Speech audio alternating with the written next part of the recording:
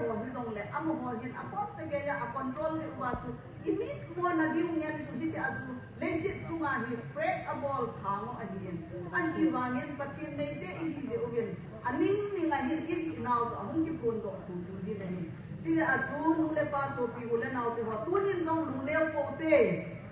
pan ila naw a sei the hon se yo vin tin a tong the hon tin tong vin tin a taw the ki taw di wa hi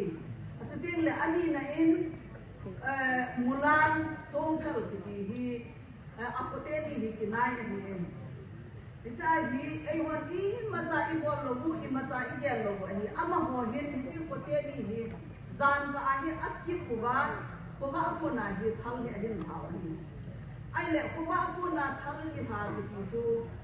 ineo lai wa tu ke len ko ki bang ding ho ai ho ko het ma sa ma hat ve naga gal ana umin isa hi te se wan asai na ga kana za tu ko ba ma sa ma hi ma zo se ki panji ai